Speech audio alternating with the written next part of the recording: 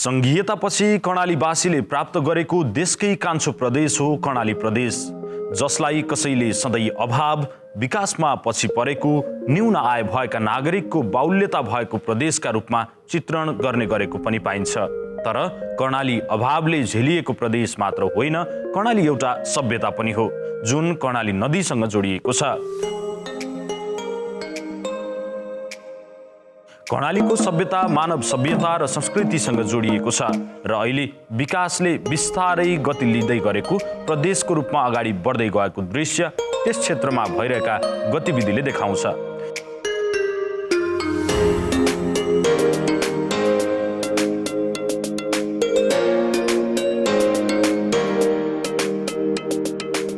थुप्रै पर्यटनका गन्तव्यहरू, प्रकृतिका लोभलाग्दा दृश्यहरू प्रदेशका सम्पत्तिका रूपमा छन्। नेपालको सबैभन्दा ठुलो र प्रसिद्ध स्वर्गकी रानीको उपमाले चिनिने राराताल कर्णाली प्रदेशको मुगु जिल्लामा अवस्थित छ।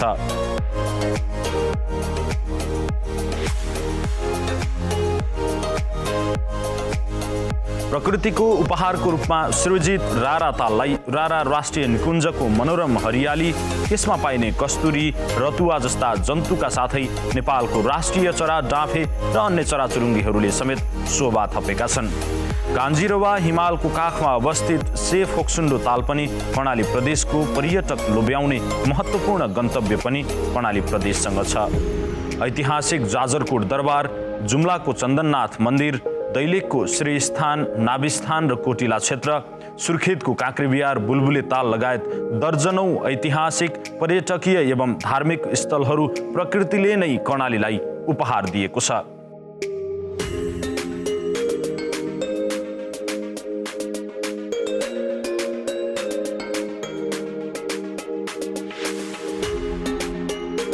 कर्णालीको समृद्धिमा जल, जमिन, पर्यटन, जडीबुटी, वेशभूषा, भाषा, संस्कृतिले महत्त्वपूर्ण भूमिका राख्न सक्दछ। कर्णाली प्रदेश मुलुककै एक अनुपम क्षेत्र हो जहाँ सम्भावनाले अवसर दिएको छ। तर लगानीका अभावमा कर्णालीका थुप्रै सम्भावनाले टुलु हेरिरहेका छन्। कर्णाली प्रदेशका 10 जिल्लामा समानान्तर विकास गर्दै कर्णाली प्रदेश सरकार कर्णालीको मुहार फेर्ने दिशामा क्रियाशील छ।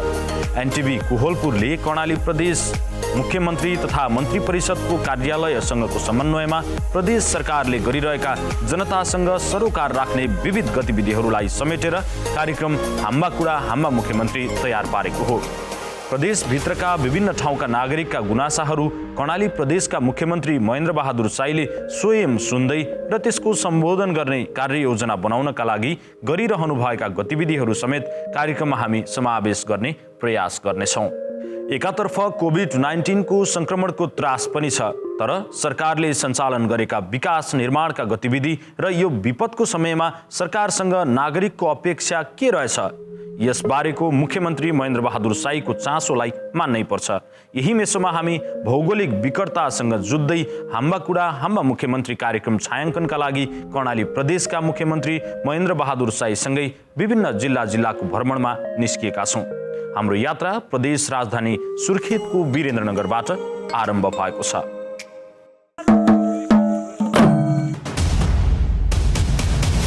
विकटतालाई चिर्ने एउटा यात्रा, कर्णाली प्रदेशका मुख्यमन्त्रीसँग नागरिकको अपेक्षा। अझ बिन्ती हामी जोड्नेछौँ, अझ हामी फोटो थाम्नेछौँ। जनताका गुनासाको प्रत्यक्ष सम्बोधन। हजुर बाँच्नुभयो, बच्चाहरू छन्, अब चिन्ता नगर्नु। बाबुको मुभी हेरेका थिएँ, भरत भन्ने, त्यस्तै मन्त्री आज हामीले यहाँ भेटाएका छौँ। समृद्धिका लागि सरकारले थालेका गतिविधि सहितको कार्यक्रम हाम्बा कुरा हाम्बा मुख्यमन्त्री। दर्शकवृन्द नमस्कार। हाम्बा कुरा हाम्रा मुख्यमन्त्रीको छायाङ्कनको सिलसिलामा यति बेला हामी कर्णाली प्रदेशको कालीकोट पुगेका छौँ। कालीकोट भौगोलिक रूपमा विकट भए पनि धार्मिक, पर्यटकीय र ऐतिहासिक सम्पदाका दृष्टिकोणले प्रचुर सम्भावना बोकेको एउटा जिल्ला हो। सङ्घीय सरकार, प्रदेश सरकार र स्थानीय सरकारले पछिल्लो समय यो विकटतालाई चिर्नका लागि केही महत्त्वपूर्ण कार्यक्रमहरू अगाडि बढाएका छन्। यसले यहाँका नागरिकहरूको दैनिकी कस्तो भएको छ, यसैको अनुगमनका सिलसिलामा कर्णाली प्रदेशका मुख्यमन्त्री महेन्द्र बहादुर साई कालीकोट पुग्नु भएको छ। आउनुहोस्, यो यात्रामा तपाईँ पनि सँगसँगै हुनुहोस्।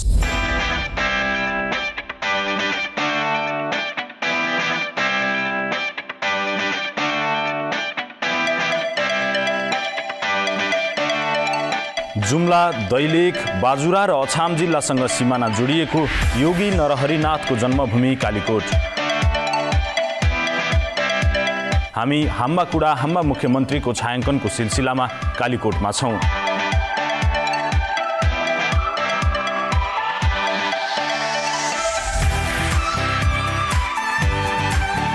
कर्णाली प्रदेशका मुख्यमन्त्री महेन्द्र बहादुर साई सहितको टोली यति बेला प्रदेश समृद्धिका लागि थालिएका निर्माण आयोजनाको अनुगमनका लागि साबिक कर्णाली अञ्चलका विभिन्न जिल्लाको भ्रमणमा निस्किएको छ।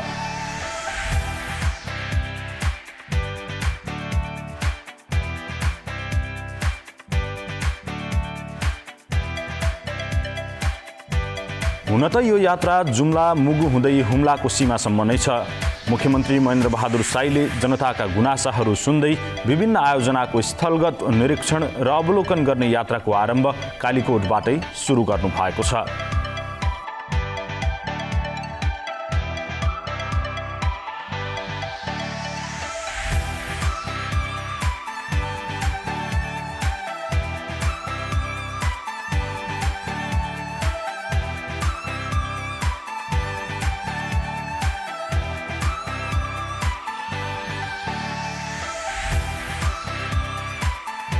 देशमा कोरोना भाइरसको संक्रमणले महामारीको रूप लिइरहेको छ। कर्णाली पनि यसबाट अछुतो रहन भने सकेन। स्वास्थ्य सुविधाको पर्याप्त पहुँचमा नरहेका यहाँका नागरिकको एउटा यथार्थ। यही बीचमा कोरोनाको संक्रमण फैलिन थालेपछि त्यसको रोकथाम तथा नियन्त्रणका लागि प्रदेश सरकारले समग्र स्वास्थ्य क्षेत्रको विकासलाई प्राथमिकतामा राखेर काम गरिरहेको छ। कर्णालीमा अस्पतालको स्तर उन्नति, आइसियु र भेन्टिलेटरको संख्या थप्ने, आवश्यक स्वास्थ्यकर्मी र चिकित्सकहरूको यथोचित प्रबन्ध प्रदेश सरकारले मिलाइरहेको छ। यो यात्राको क्रममा रहनुभएका मुख्यमन्त्री महेन्द्र बहादुर साईले कालीकोटमा निर्माण गरिएको कोरोना विशेष अस्पतालको उद्घाटन र अवस्थाको आवश्यक जानकारी लिनुभयो।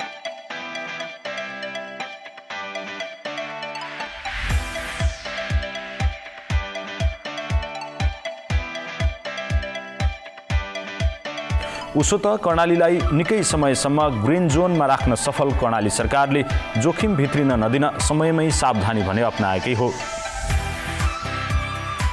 केही समय प्रदेश भित्रिने नाका सिल गरेको सरकारले नागरिकको थप सहजताका लागि प्रदेश प्रवेश गर्ने नाकामा PCR रिपोर्ट अनिवार्य गर्यो। सजगता अपनाउँदै आफ्ना प्रदेशका नागरिकलाई प्रदेश भित्रायो र अहिले उपचार पद्धति प्रभावकारी बनाउन प्रदेश सरकारले विशेष योजनाका साथ काम गरिरहेको मुख्यमन्त्री महेन्द्र बहादुर साईले जानकारी दिनुभयो। आफ्नो आन्तरिक तयारी पुरा नहुनसम्मका लागि हामीले त्यसलाई कुनै पनि हालतमा छिर्न नदिने गरी हामीले हाम्रा जो सीमा नाकाहरू हाम्रो क्षेत्र जहाँ हो त्यो क्षेत्रलाई हामीले कडाई गर्नुपर्छ र हामीले त्यतिखेर कडाई गर्यौँ। यदि साँच्चीकै त्यतिखेर ठुलो भयावह चाहिँ रूप लिएको भए हामीसँग न त तिनीहरूलाई परीक्षण गर्नका लागि हामीसँग PCR चाहिँ मेसिनहरू चाहिँ हुन्थे, हामीले PCR चाहिँ हामीले गर्न पनि सक्दैनथ्यौँ, न हामीले हस्पिटलहरू चाहिँ बनाउन सक्थ्यौँ, न हामीसँग आइसियु हुन्थे, न हामीसँग भेन्टिलेटर हुन्थ्यो, न हामीसँग पर्याप्त अक्सिजनको व्यवस्था हुन्थ्यो। कुनै पनि हामीसँग चाहिँ पूर्व तयारी नभएकै बेला हामीमाथि ठुलो एट्याक भयो, आक्रमण भयो भने त्यसको सामना गर्न हामीलाई निकै गाह्रो हो। र अब हामीले प्रत्येक वडामा गएर अहिले फेरि स्याम्पल हामीले लिएर परीक्षण गर्ने काम नगर्ने भन्ने निर्णयमा हामी पुग्यौँ। किनभने सङ्क्रमित भए पनि कुनै पनि प्रकारका सिम्टमहरू चाहिँ छैन। भारतबाट सङ्क्रमित भएर आएका उनबाट तपाईँको यो पनि त जति पोजिटिभ देखियो उनीहरूमा पनि कुनै पनि प्रकारका सिम्टमहरू लक्षणहरू देखिएनन् र त्यसपछि तिनीहरूबाट फेरि समुदायमा चाहिँ फेरि फैलियो। तर समुदायमा पनि सङ्क्रमित चाहिँ भएकाहरूबाट कुनै पनि प्रकारको सिम्टम चाहिँ छैन। यसलाई अब हामी धेरै यसको चाहिँ सर्च गर्ने, खोज तलास गर्ने भन्ने भन्दा पनि अब बरु अब हामीले हाम्रो पैसा, हाम्रो बजेटलाई केन्द्रित गरेर अब हामीले उपचारमा चाहिँ बढी ध्यान दिनु पर्यो भनेर अहिले अब हामी के गर्दैछौँ भन्नुहुन्छ भने कर्णाली प्रदेशका 10वटा जिल्लामा जिल्ला अस्पतालहरूमा हामीले अक्सिजन प्लान्टहरू हाम्रो राख्दैछौँ र यहाँ पनि हामीले मान्नुमा पनि जिल्ला अस्पतालमा अहिले मैले भर्खरै पनि भने अक्सिजन प्लान्ट राख्ने, जो अक्सिजन प्लान्ट हामी राख्दाखेरि हस्पिटलकोलाई मात्रै नभएर त्यसलाई भर्न मिल्ने र त्यसपछि अब यहाँबाट हामीले बाहिर अन्य पालिकाका हस्पिटलहरूमा पनि हामीले अक्सिजन सप्लाई गर्ने गरिकन एउटा ठुलो जति पैसा लाग्छ पैसाको व्यवस्थापन गरौँला।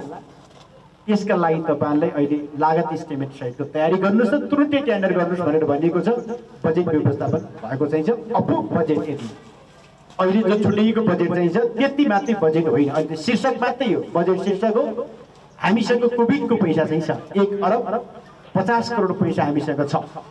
त्यसबाट हामीले व्यवस्थापन गर्छौँ। अहिले हामीसँग आएको पैसा यति हो भनेर 30 लाखको 25 लाखको 50 लाखको गर्नु जरुरी छैन। जति करोडको आउँछ फुल टेन्डर चाहिँ हामीले गर्ने र एउटा चाहिँ अक्सिजन तपाईँको चाहिँ अब हामी यहाँ राख्नेछौँ। र त्यसपछि अब हामीले हरेक जिल्लामा कोभिड हस्पिटल बनाउँ भनेर सबै जिल्लामा हामीले जहाँ भवन नभएका ठाउँहरूमा भवनको हामीले व्यवस्था गर्दैछौँ। अहिले पनि हामीले डोल्पामा करिब हाम्रो तपाईँको 37 करोडको तपाईँको हामी भवन बनाउँदैछौँ। मान्नुमा पनि अहिले हाम्रो भवन भइसक्यो हुँदाखेरि हामीले यहाँ फेरि जग्गा पनि फेरि प्राप्त भएको छैन। जग्गा मिलाउनु भनेर भने आऊ यहाँ पनि हामीले एउटा अलि ठुलो एउटा भवनका लागि एउटा भवन बन्दैछ।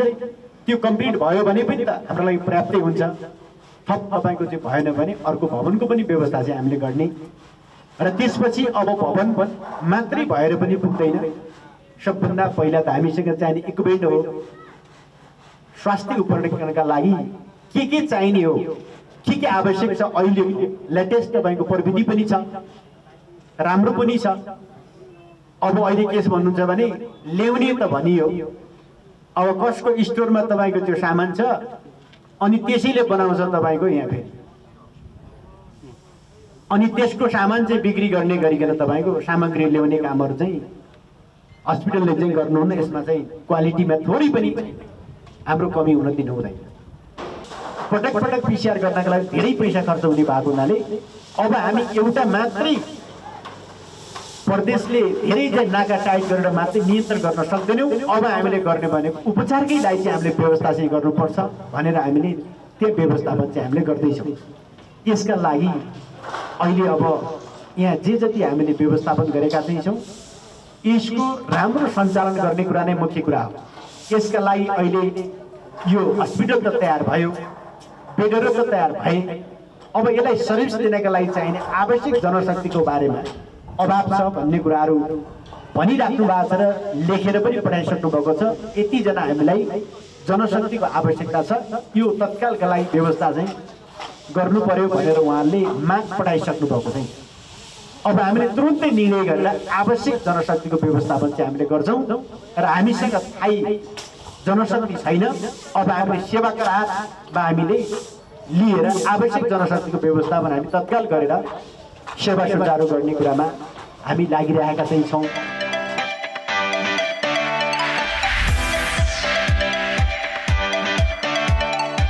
दर्शकवृन्द, हाम्रा कुरा हाम्रा मुख्यमन्त्रीको छायाङ्कनको सिलसिलामा यति बेला एनटिभी कोहलपुरको टिम कालीकोटमा छ।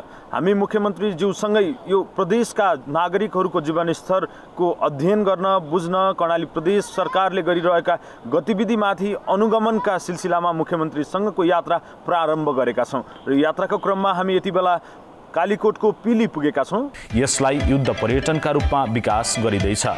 मुख्यमन्त्री सहित प्रदेशका आन्तरिक मामिला तथा कानुन मन्त्री, सामाजिक मन्त्री सहितको टोली यो स्थान पनि पुग्यो जुन भूमि नेपालको राजनीति परिवर्तनको एउटा हिस्सा हो।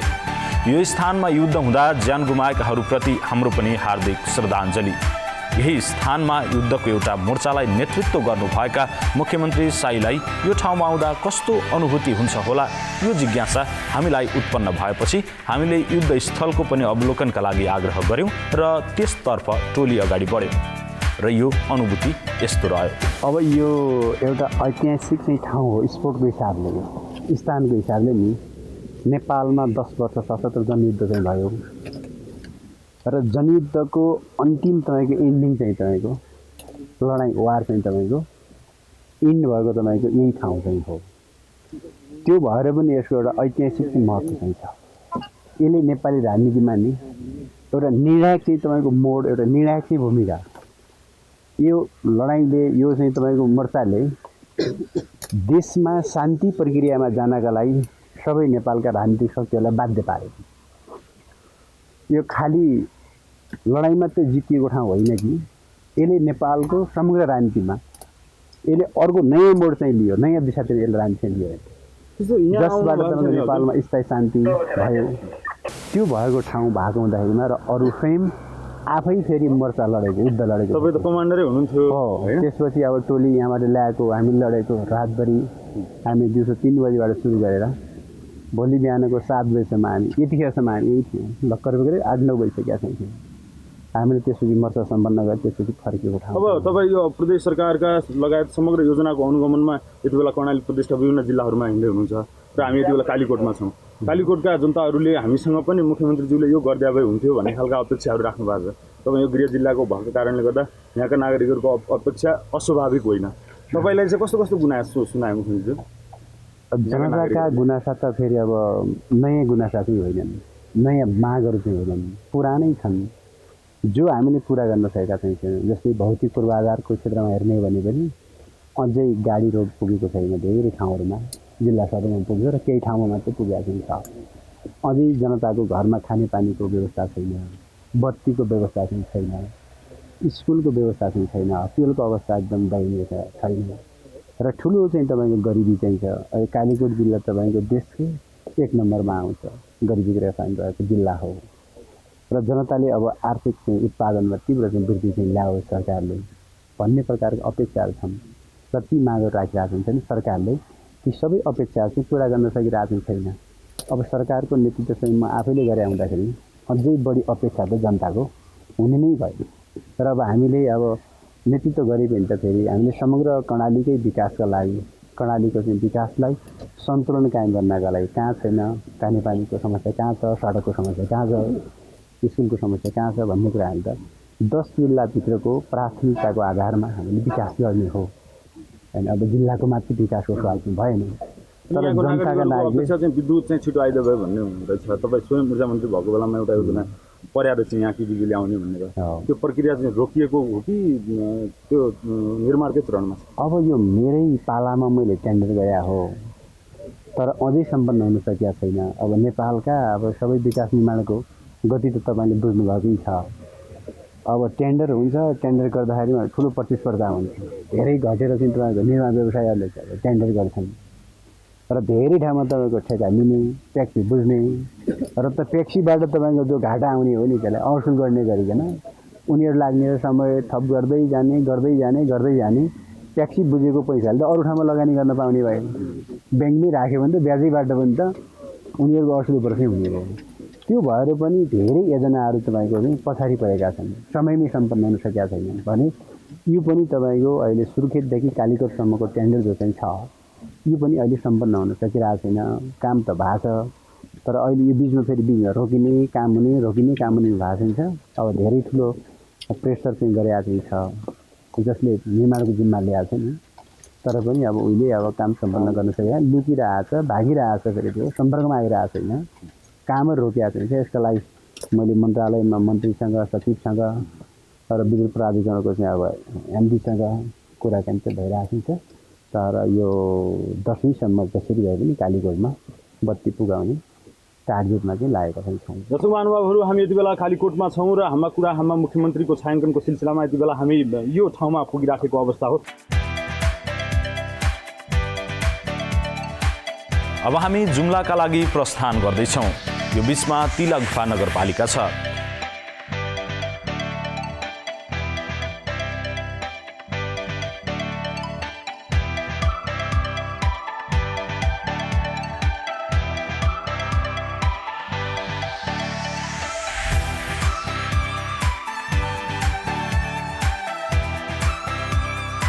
नगरपालिकाको नजिकमै पुग्दा विभिन्न क्षेत्रबाट प्रतिनिधित्व गर्ने केही स्थानीयले मुख्यमन्त्रीसँग आफ्ना चाहनाहरू व्यक्त गरे।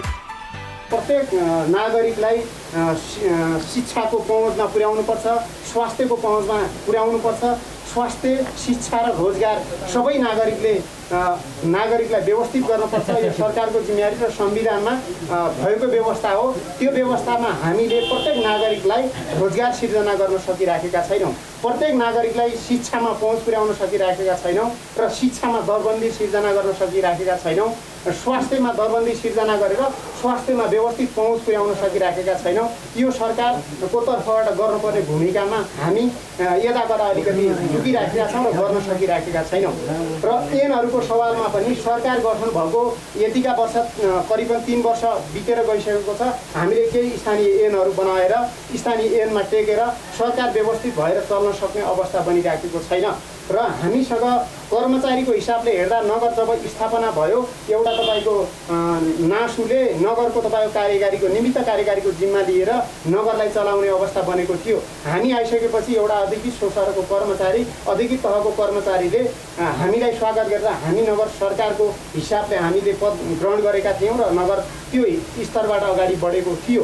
र अहिले आउँदा नगरमा एउटा उपसचिवसम्मको दरबन्दी सिर्जना हुनुपर्ने र यो अवसरवश हामीले एउटा उपसचिव पायौँ र केही समयसम्म नगरका प्रशासनिक कामहरू र ऐनहरू बनाउने कुरा अलिकति केही बने र अहिले आएर नगरको प्रशासनिक हिसाबले हामी खस्किँदो अवस्थामा छौँ।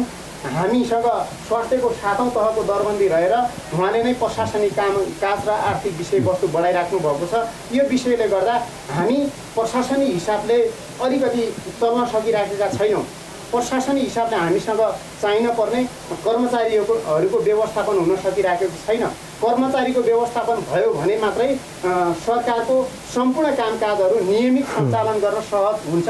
त्यसैले यो विषयमा हामीसँग कर्मचारीको व्यवस्थापन गर्न हामी पनि हाम्रो ठाउँबाट लाग्ने र माननीय मुख्यमन्त्रीज्यू र विभिन्न मन्त्रीज्यूहरूलाई पनि हाम्रो नगरपालिकाको कर्मचारी व्यवस्थापनको सन्दर्भमा हामीलाई हाम्रो नगरपालिकालाई कर्मचारी व्यवस्थापन गरिदिनको लागि केही सहयोग गरिदिनको लागि म अनुरोध गर्न चाहन्छु। विकासको क्षेत्रमा कालीकोटदेखि लिएर अब जो हामीसँग जोडिएका छिमेकी जिल्लाहरू छन्, अहिले यातायात, शिक्षा, स्वास्थ्यदेखि लिएर हरेक खालका योजनाहरू जो निर्माणका योजनाहरू छन्, विकास योजनाहरू चरणबद्ध रूपमा निरन्तर चलिरहेका छन्। विकास भइरहेको छ गाउँमा र समुदाय पनि चेन्ज भइरहेको छ। त्यस्तो छैन कि हिजोको विगतको जस्तो प्रणाली अलि चेन्ज भयो जस्तो अनुभव। त्यो भनेको मुख्यमन्त्री उहाँ पाएर मात्रै त्यो भएको हो कि अरू केही कारणले पनि त्यस्तो होइन? मुख्यमन्त्रीको पनि अब सपोर्ट रहने भयो र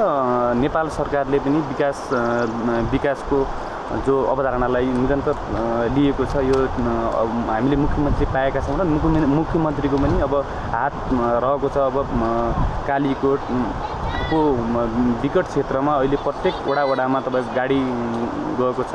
प्रत्येक अब धेरै ठाउँमा नभए पनि कुनै ठाउँमा बत्तीको व्यवस्था पनि भएको छ र शिक्षाको हिसाबमा तपाईँको हिजोका निभावीहरू मावि भएका छन्। स्वास्थ्य प्रत्येक ठाउँमा हिजोको साबिकको गाविसमा एउटा स्वास्थ्य चौकी रहन्थ्यो भने अहिले प्रत्येक वडामा स्वास्थ्य इकाइ रहेको छ।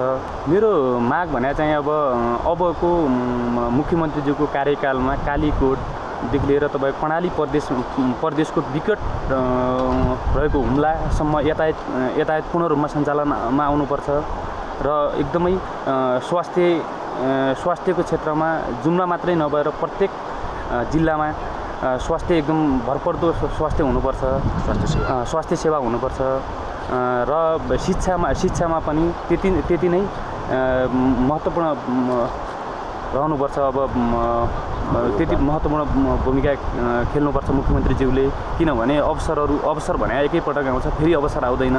कर्णाली जस्तो विकट क्षेत्रमा विकास गर्न त एकपटक अवसर पाइसक्नु भयो र त्यो अवसरलाई एकदमै ग्रहण गरेर उहाँले आफ्नो जो निरन्तर आफ्नो एउटा कार्य गर्नुभएको छ। अझै पनि कर्णालीवासीलाई आशा के छ भन्दा कर्णाली प्रदेश हिजोको जस्तो कर्णाली प्रदेश नहोस् र अहिलेको कर्णाली प्रदेश फरक हुनुपर्छ भन्ने आशा गरेको छ। सर्वप्रथम त यसमा हामीले कालीकोटकै मुख्यमन्त्री पाउँदा एकदमै गौरवान्वित हामीले महसुस गरेका छौँ। यसमा कालीकोटका जनताले रोग र गरिबीबाट ग्रस्त छन्। त्यसमा पनि हाम्रो तिलागुफा नगरपालिकामा विशेष गरेर सञ्चारको एकदमै असुविधा छ। यहाँका जनताहरू सञ्चारबाट एकदमै विमुख छन् र रेडियो धेरै किसिमका रेडियोहरू पनि सञ्चालनमा आइरहेका छन्। हामीले यहाँ बाध्यता के खेप्नु परेको छ भने हामीले एफएमहरू पनि सुन्न सकिरहेका छैनौँ। त्यो देशमा के भइरहेको छ यहाँका जनताहरूले केही पनि बुझ्न पाउनु भएको छैन र एउटा मात्रै विकल्पको रूपमा फोन सुविधा पनि यहाँका जनताहरूले पाएका छैनन्। हामीले फोन गर्नु पर्यो भने पनि डाँडामा गएर गर्नुपर्ने हो कि त्यहाँ गएर पनि स्पष्ट नेटवर्कले काम गर्दैन। हामीले तत्कालीन केही काम गर्नु पर्यो भने पनि यहाँका जनताहरूले सञ्चारबाट एकदमै टाढा रहनु परेको छ, एकदमै शास्ति खेल्नु परेको छ। त्यसमा हाम्रो मुख्यमन्त्रीले यसमा छिटोभन्दा छिटो यो सञ्चार माध्यमलाई पहिलो प्राथमिकतामा राखेर अगाडि काम सुरु गरिदिनु भयो भने यहाँका जनताहरू सञ्चारबाट लाभान्वित हुन्छन् भन्ने मेरो उहाँहरूसँग एउटा विनम्रतापूर्वक अनुरोध गर्न चाहन्छु।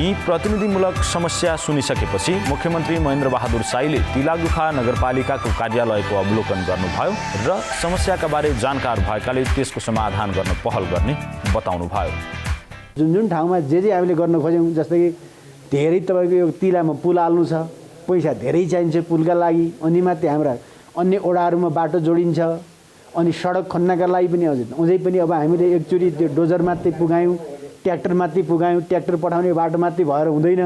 भोलि सरर नगरपालिकामा त गाडी पुग्ने अझै पिच रोड हामीले बनाउनु छ, अझै बिजुली चाहिँ बत्तीको कुरा सबैको घरमा बत्ती दिनु छ। थुप्रै तपाईँका चाहिँ विकास निर्माणका कामहरू धेरै गर्ने चाहना हुँदाहुँदै पनि हामीसँगको सीमित साधन स्रोतले गर्दाखेरिमा धेरै काम गर्न सकिएको कुरा चाहिँ छैन। अब हामीसँग भएको सीमित साधन स्रोतबाट पनि धेरै काम कसरी गर्ने भन्नेमा लाग्नु पऱ्यो।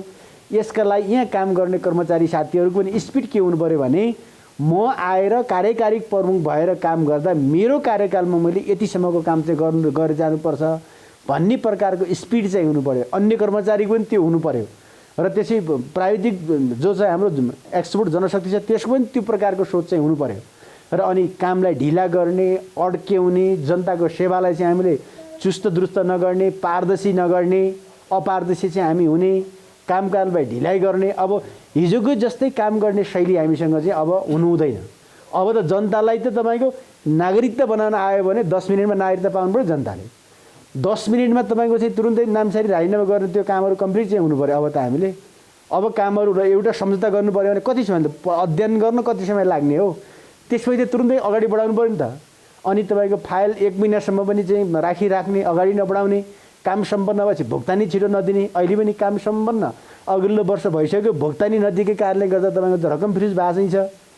धेरै पालिकामा त त्यस्तो पनि समस्याहरू चाहिँ आयो। त्यसो भए हुनाले समयमा काम सम्पन्न भइसक्यो, भुक्तानी दिनको लागि त लेखापालले त्यो भूमिका निर्वाह गर्नु पऱ्यो, छिटो गर्नु पऱ्यो, छरितो गर्नु पऱ्यो। प्राविधिकले समयमै तपाईँको चाहिँ सर्वे चाहिँ गरेर चाहिँ तुरुन्तै सम्झौता गराउनुतिर चाहिँ लाग्नु पऱ्यो। अनि अरू चाहिँ गर्ने प्रशासनिक काम कारबाही चाहिँ तपाईँको कार्यकारी अधिकृत जो छ उसले पनि कुनै पनि कामहरू थोरै पनि ढिला गर्नु भएन। एकदम फास्ट, एकदम छिटो छरितो हामीले प्रशासनिक सेवा कसरी दिने भन्नेमा हामी लाग्यौँ भने छोटै समयमा धेरै कामहरू गर्न सकिन्छ।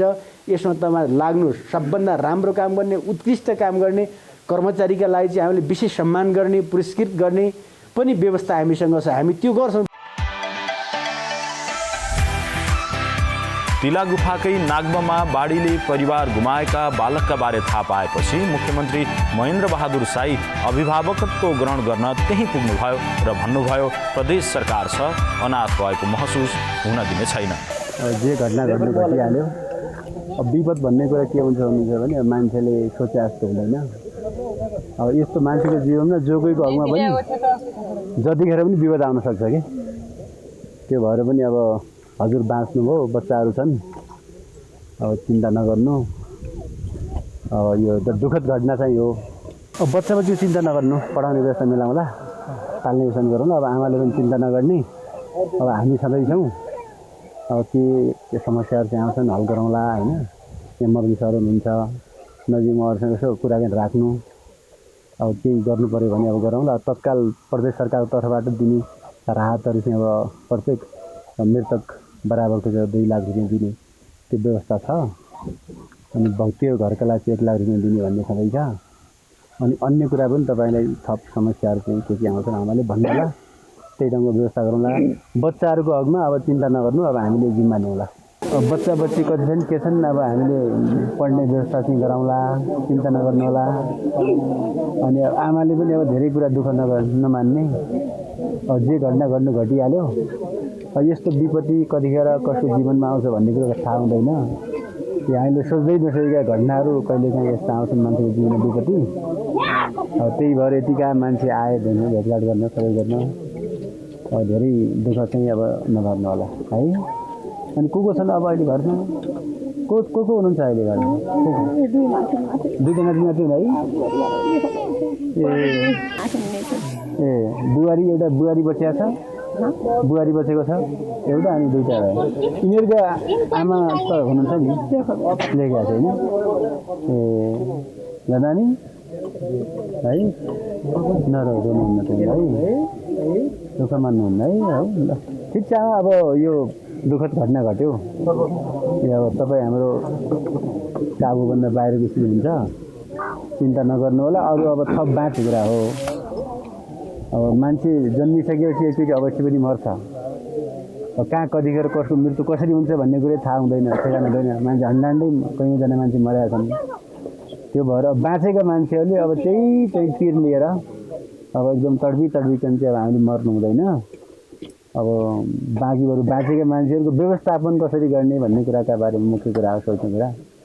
अब आमाले चिन्ता नगर्नु, यत्रो साथीहरू चाहिँ हुनुहुन्छ यतातिर, सबैबाट पनि अब हामी सरकार छ, अब सबै कुराको सकेसम्मको व्यवस्थापन सबै गरौँ। दर्शक महानुभावहरू, यसपछि हामी धेरै उच्च सम्भावना भएका पर्यटकीय र त्यस्ता धार्मिक गन्तव्यहरू, त्यस्ता ऐतिहासिक गन्तव्यहरूको भ्रमण पनि गर्दैछौँ। मन्त्रीज्यूहरूसँगै स्थलगत अनुगमन उहाँहरू गर्दै हुनुहुन्छ योजनाहरूको। उहाँ सँगसँगै यो यात्रा पनि निरन्तर जारी छ। एनटिभी हेर्दै गर्नुहोला।